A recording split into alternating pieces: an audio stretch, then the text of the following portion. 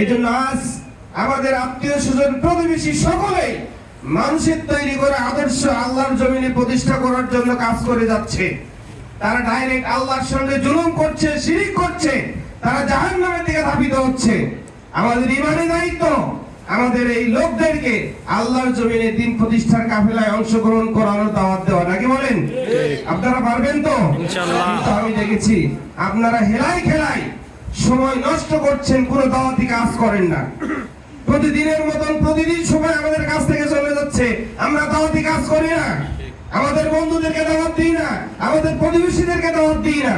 কেন? তারা তো আল্লাহর জমিনে দিন প্রতিষ্ঠার কাফেলায় অন্তরায়। এজন্য আসুন, আল্লাহ যতটুকু সময় সুযোগ করে দিয়েছেন, এরকম সুযোগ আমরা নাও পেতে পারি, এই সুযোগ আমরা কাজে লাগাই, আমরা রক্তের সঙ্গে বেইমানি না করি। আসুন আল্লাহ রাব্বুল আলামিনের জমিনে আল্লাহ দিন প্রতিষ্ঠার কাফেলায় সংঘবদ্ধভাবে প্রচেষ্টার মাধ্যমে আল্লাহর কোরআন যেন আমরা প্রতিষ্ঠা করতে পারি, বাংলাদেশের সংসদে যেন কোরআনের আইন এবং আল্লাহর রাসূলের আদর্শ যেন প্রতিষ্ঠিত হয়, আল্লাহ রাব্বুল আলামিন তৌফিক দান করুন। এই আশাবাদ ব্যক্ত করে আমি আমার সংক্ষিপ্ত কথা শেষ করছি। ওয়া তৌফিক ইল্লা বিল্লাহ। আসসালাম।